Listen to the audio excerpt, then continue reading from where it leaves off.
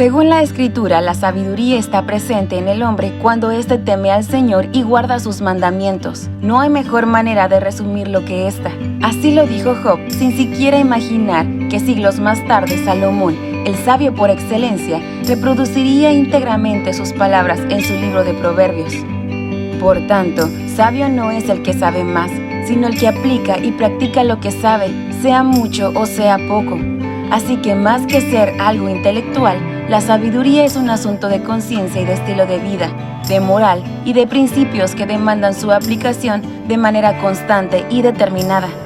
Job fue un hombre sabio precisamente por haber elegido el camino de la integridad y aferrarse a él, aun cuando tuvo razones de sobra para desviar su desanimado corazón. Que la lección de hoy nos ayude a comprender que no podemos caer en el error de suplir la teoría con la práctica. Que sea nuestra determinación a honrar al Señor nuestro distintivo a lo largo de nuestra carrera. Hola familia, qué gusto encontrarnos nuevamente. Vamos a continuar con nuestro estudio del libro de Job. En esta ocasión llevamos a la lección número 11. Hemos pasado ya por mucho la mitad de nuestro estudio del libro de Job. Nos aproximamos cada vez más ya al desenlace de esta historia. Hoy vamos a considerar los capítulos 25 al 28. Como bien sabes, estamos viendo secciones extensas. Yo espero que estés haciendo la lectura anticipada y si no, pues bueno, quizás veas el video y después de ello te apliques un momento a leer estos 4 capítulos del libro de Job. El tema de hoy es aplicación más que acumulación. Esto en sentido o haciendo una referencia al conocimiento. Vale más aplicar lo que sabemos que acumular cada vez más y más y más conocimiento. En la medida que conocemos más, pues obviamente somos más responsables, porque ahora tenemos ya plena conciencia de lo que debemos o no debemos hacer. Y bueno, en estos 4 capítulos del libro de Job, aunque pareciera, en la medida que vamos avanzando, pareciera que son asuntos que se repiten y temas que se repiten, estamos tratando de extraer algunos puntos particulares sobre los cuales desarrollar una temática. Yo me voy a centrar el día de hoy en el capítulo 27, en los primeros versículos, y vamos a leerlos en un momento. Pero antes de llegar allá al capítulo 27, vamos a ver como una panorámica general de lo que se lee en los capítulos 25 y 26. En tu Biblia, en el capítulo 25, tenemos el tercer y último discurso de este hombre Bildad, uno de los 3 amigos de Job que estuvieron allá con él. Y en el capítulo 26 comienza lo que sería el 9º discurso de Job, y que es de alguna manera una réplica o una respuesta a lo que Bildad dice en el capítulo 25. Sin embargo, hay aquí un dato muy interesante que te invito a que consideres, y más si tienes aquí tu Biblia en tu mano. Considera lo siguiente: cuando Bildad responde o da esta argumentación del capítulo 25 a Job, que no es muy extensa, son nada más 6 versículos, observa que no hay nada que Bildad diga que sea como ofensivo o que trate de alguna manera de denostar o de inculpar a Job por alguna situación, como lo hemos visto anteriormente. Aquí simplemente, fíjate, vamos a leerlo porque son solamente 4 versículos. Verso 2, Bildad le dijo: Dios es poderoso y temible, Él impone la paz en los cielos. ¿Quién puede contar su ejército celestial? ¿No brilla su luz en toda la tierra? ¿Cómo puede un mortal ser inocente ante Dios? ¿Puede alguien nacido de mujer ser puro? Dios es más glorioso que la luna, brilla con más intensidad que las estrellas. Comparadas con Él, las personas son gusanos. Nosotros los mortales somos simples lombrices. Si extraemos el capítulo 25 al conocimiento o al entendimiento que nosotros tenemos el día de hoy de quiénes somos delante de Dios y de quién es Dios, pues obviamente yo estaría total y absolutamente de acuerdo con Bildad. Dios es poderoso, Dios es más sublime que los cielos, y ninguno de nosotros puede presentarse delante de Él como inocente o como puro en cabalidad, en plenitud, ¿verdad? Hoy entendemos, somos justos por la justicia de Cristo, pero ninguno de nosotros tiene la capacidad de de pararse delante de Dios y decir, yo soy inocente, soy puro, no me puedes culpar absolutamente de nada. La Escritura misma dice que no hay justo ni a un uno, no hay justo ni a un uno. Obviamente, el caso de Job es un caso muy particular. Sin embargo, a pesar de que Job se mantuvo en su moralidad como una persona recta, íntegra y se aferró a ello, que es de lo que vamos a hablar el día de hoy, pues no puede pasar por inocente completamente delante de Dios, ¿no? Y eso es lo que creo que Bildad está tratando de abordar. Y entonces en el capítulo 26, lo que sería el noveno discurso de Job, Job comienza a hablar y a partir del verso 1 hasta el verso 4, es una respuesta, pero es una respuesta agresiva y es una respuesta agria, amarga de parte de Job a algo que, pues como te repito, a diferencia de los otros discursos de sus amigos donde le inculparon y lo tacharon de tantas cosas, pues tuvo razón quizás para molestarse. Sin embargo, y eso es a lo que te quería llevar en esta observación, hay algunas posturas que atribuyen a que lo que Job habló en el capítulo 26 solamente es lo que está escrito entre el verso 1 y el verso 4. Verso 1 al 4. Pero que del verso 5 y hasta el verso 14, es decir, el resto del capítulo 26, en realidad corresponde al capítulo 25 y que por alguna razón que no se sabe, se fragmentó y se puso este discurso que pertenecería, en teoría, eso es lo que se piensa, a Bildad, se le atribuye a Job, lo que está a partir del verso 5 al verso 14. Y entonces, después de que leí esto, hice una lectura así, del capítulo 25 y luego continué en el 26.5 hasta el 26.14, como si fuera un solo discurso de Bildad y no de Job. Y me parece que tiene todo sentido. Así que, sea esta la postura o no, la respuesta de Job es lo que es interesante. Y vamos a enfocarnos en los versos 1 al 4 solamente del capítulo 26 para después avanzar un poquito más allá.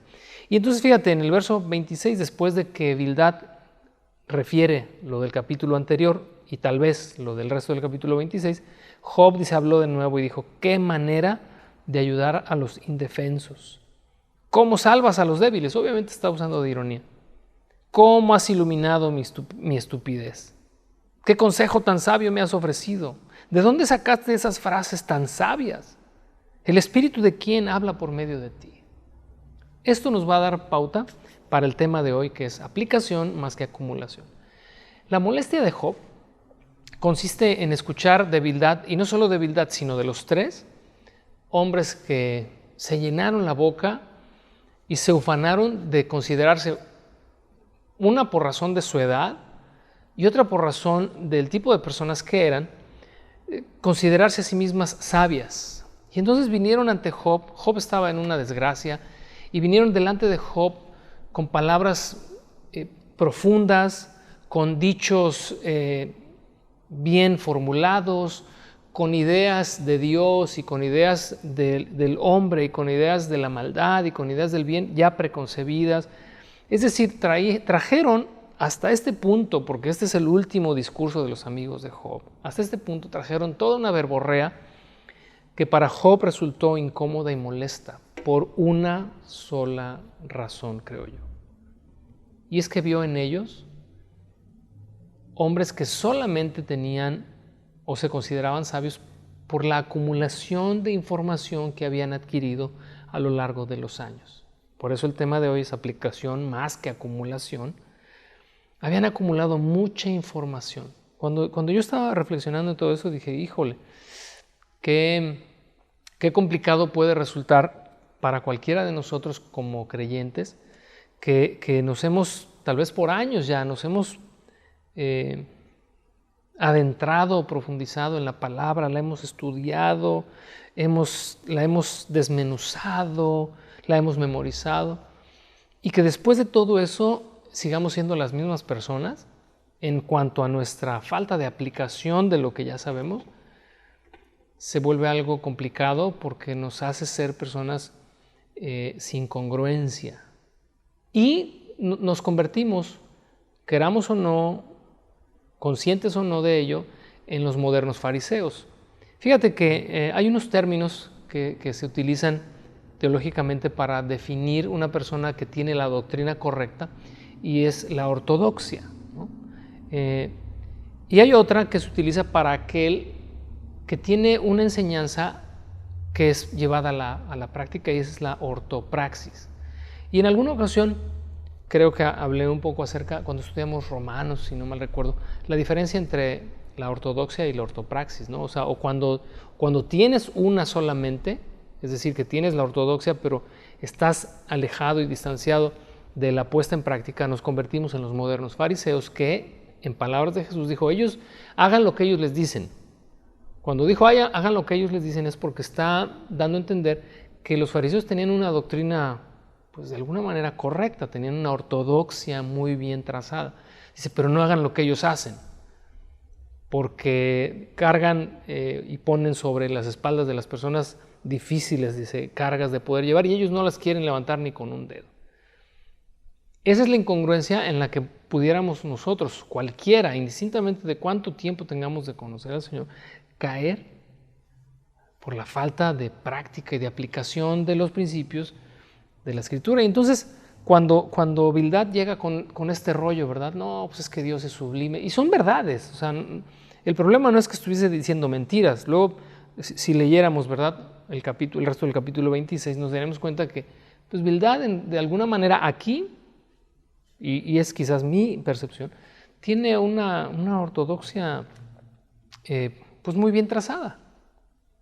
Pero entonces fíjate, en las palabras de Job, del verso 3, dice, ¿cómo has iluminado mi estupidez? O sea, en pocas palabras, me dejaste en las mismas.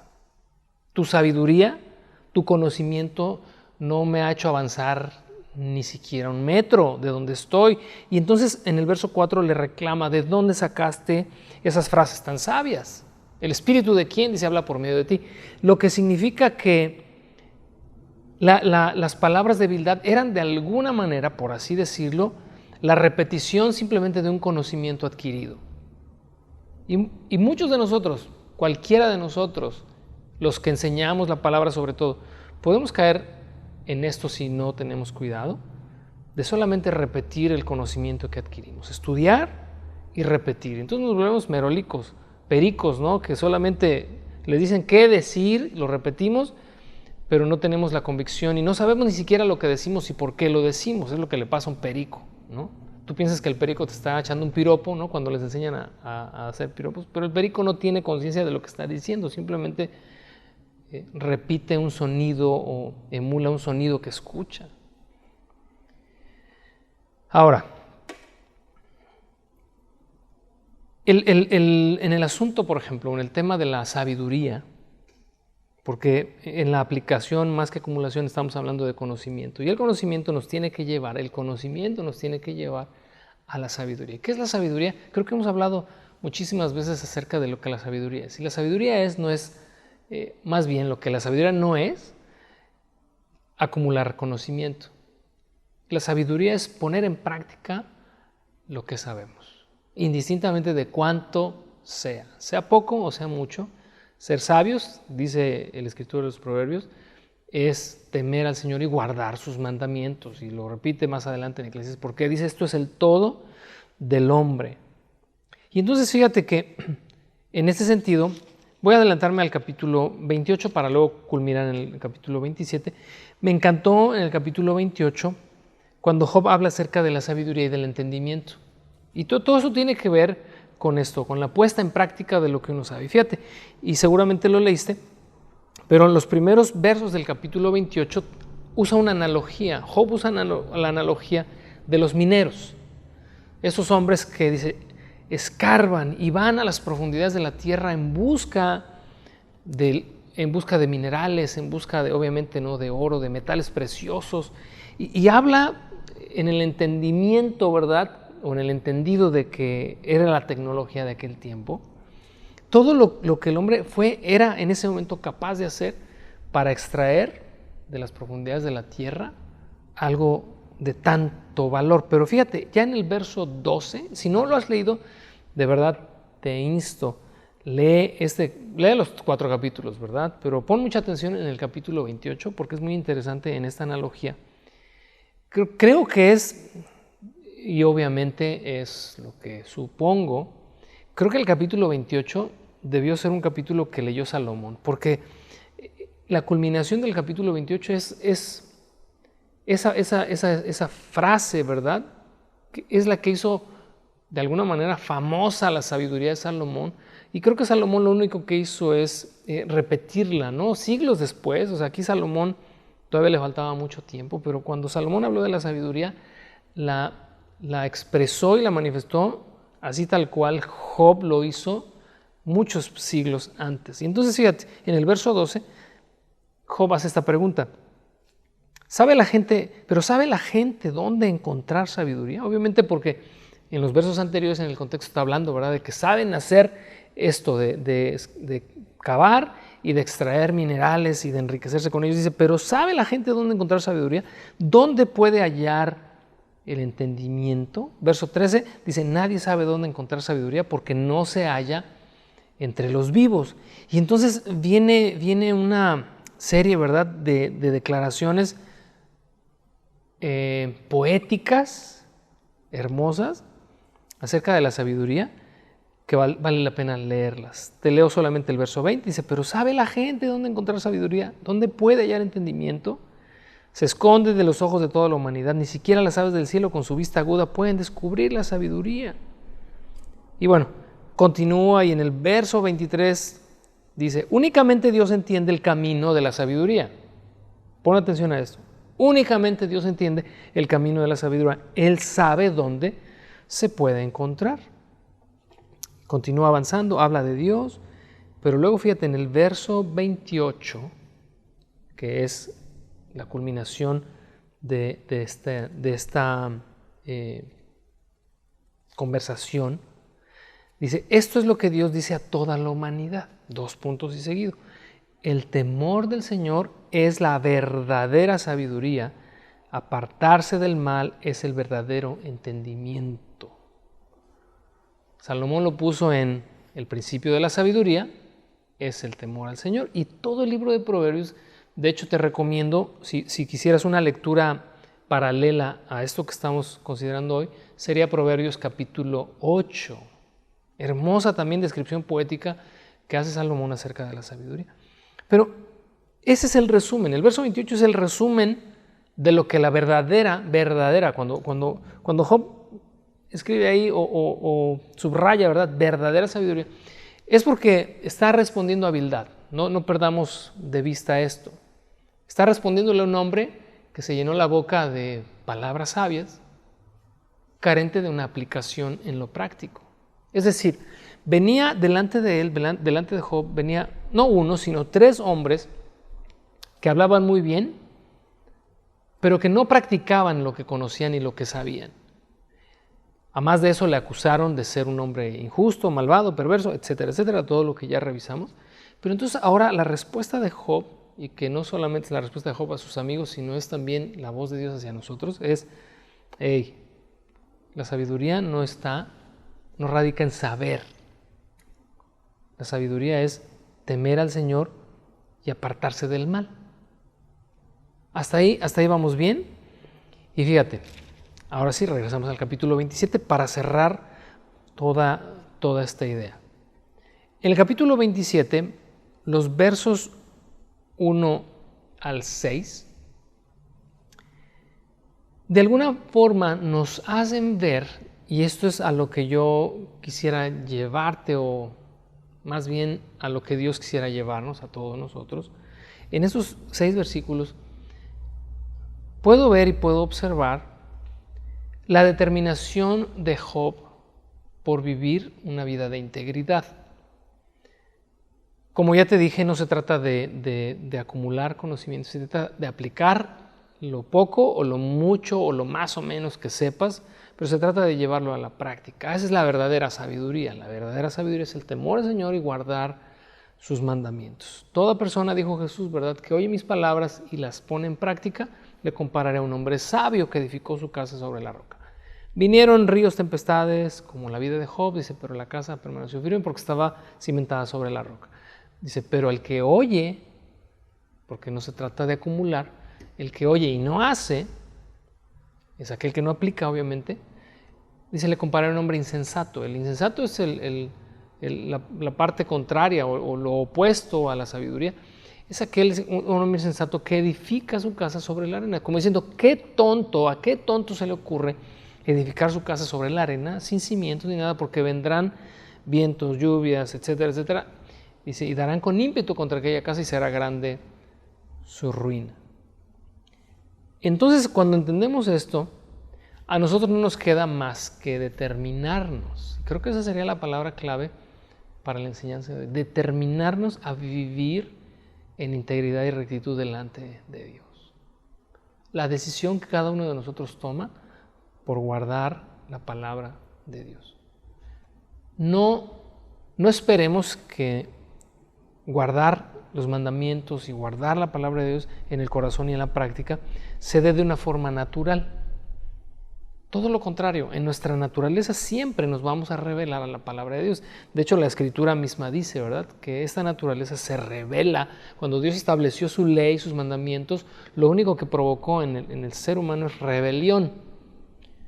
Es creo que en psicología le llaman psicología inversa, ¿no? Que cuando a alguien le dices lo que tiene que hacer, provocas en él lo opuesto. Si tú a un niño le dices, no hagas esto, inmediatamente despiertas en él el deseo de hacer lo contrario. Es la rebeldía propia de la naturaleza humana. Siempre vamos a buscar en nuestra carne transgredir los mandamientos del Señor, ¿no?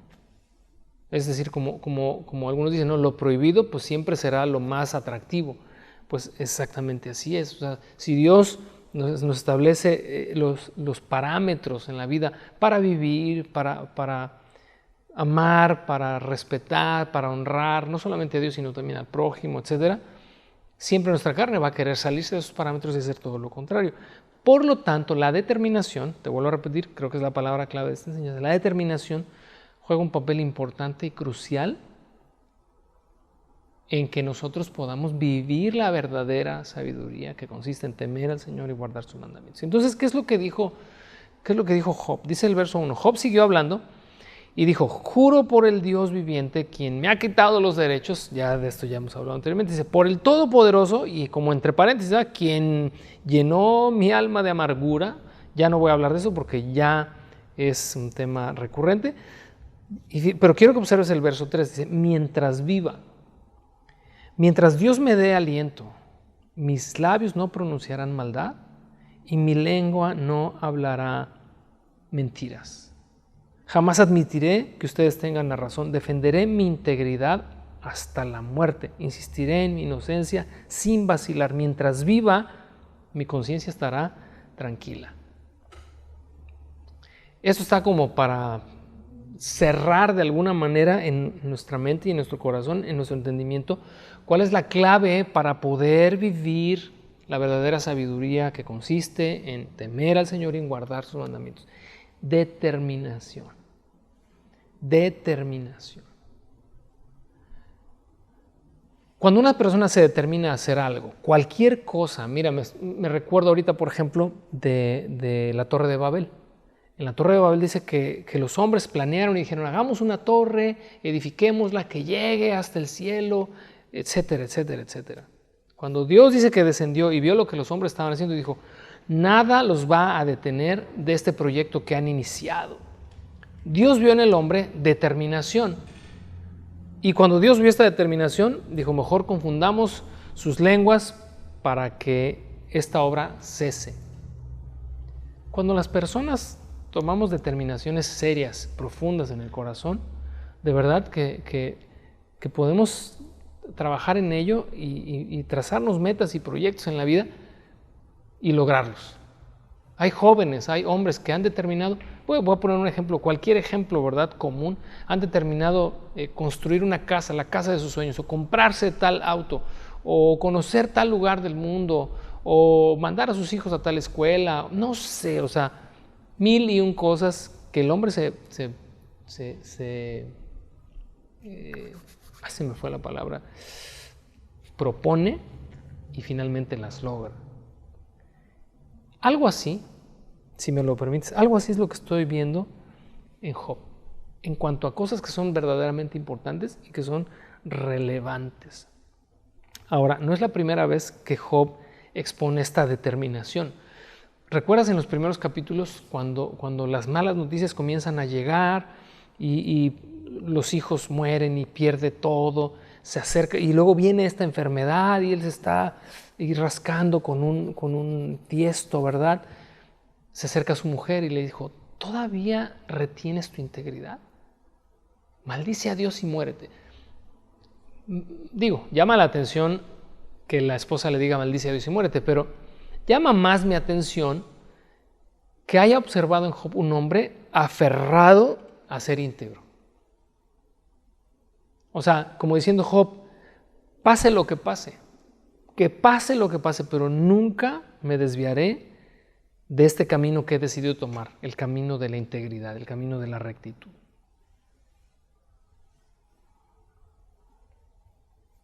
Se aferró y le dijo a ella, le dijo, como una mujer fatua, tonta, ¿no? Insensata, has hablado, como cualquiera de las otras mujeres. Y es que precisamente eso caracteriza a una persona insensata o necia, ¿no? Que viene una situación difícil a tu vida y vendemos nuestra integridad.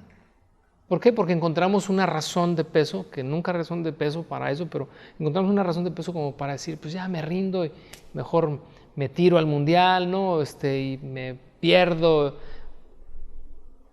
Job, a pesar de que las estaba sufriendo como ya lo hemos leído en más de una ocasión, estaba pasando muy difícil, si hay algo a lo que Job se aferró y que me encantaría leer otra vez para cerrar esto, se determinó a vivir en integridad. Dijo, mientras viva, mientras Dios me dé aliento, mis labios no pronunciarán maldad, ni mi lengua hablará mentira. Defenderé mi integridad hasta la muerte, buscaré ser íntegro hasta que me muera. Insistiré en mi inocencia, obviamente aquí habla de su defensa, pero la idea que está detrás es buscaré ser inocente delante de Dios siempre para que mi conciencia siempre esté tranquila. Imagínate que tú y yo hiciéramos eso como nuestro proyecto de vida, ¿no? Que digamos, pues cuésteme lo que me cueste, tenga que ser lo que tenga que ser, quiero vivir en integridad delante de Dios. Jesús lo puso en otras palabras. El Señor lo puso en otras palabras y con eso nos vamos hoy. Jesús dijo, si tu ojo te es ocasión de caer, sácalo, échalo de ti, porque mejor te es entrar en la vida tuerto que con tus dos ojos ir al infierno. Y si tu brazo te es ocasión de caer, córtalo, échalo de ti, porque mejor te es entrar manco en la vida que con tus dos brazos en el infierno. Obviamente eso es una hipérbole, ¿no? Una hipérbole es un ejemplo exagerado, muy, muy exagerado, no posible o no factible de llevar a la práctica. Jamás el Señor está diciendo literalmente que tomes una cuchara y te saques el ojito, o que tomes un serrucho y te cortes el brazo. Esta hipérbole está diciendo, determínate a hacer lo que sea necesario para agradar a Dios, para temer al Señor y guardar sus mandamientos. Esa es la verdadera sabiduría, pero no se da de forma natural. Tienes que hacer algo para que lo puedas lograr. Tenemos el Espíritu Santo con nosotros, a favor nuestro, con su poder, queriendo operar a través de nuestra vida para llevarnos cada día de victoria en victoria, de triunfo en triunfo, porque sí podemos guardar la palabra de Dios, sí podemos vivirla. Si fuera imposible, déjame decirte esto, Dios no nos lo pediría. Dios no nos va a pedir, como dijéramos nosotros, ¿verdad? Dios no le va a pedir peras al olmo. Dios no nos va a pedir algo que no podamos hacer. Así que cuando Él nos dice, guarda mis mandamientos, teme al Señor, vive en rectitud, es porque sí podemos hacerlo. Y si no lo hacemos es porque no queremos. Sin embargo, la palabra clave de hoy, determinación. Si nos determinamos, así como leímos en Job 27, a vivir así hasta el último día de nuestra existencia, créeme lo que habremos hoy avanzado mucho. Que Dios te bendiga, disfruta la lección junto con tus compañeros y nos vemos por aquí la próxima semana para continuar capítulo 29 en adelante. Que Dios te bendiga.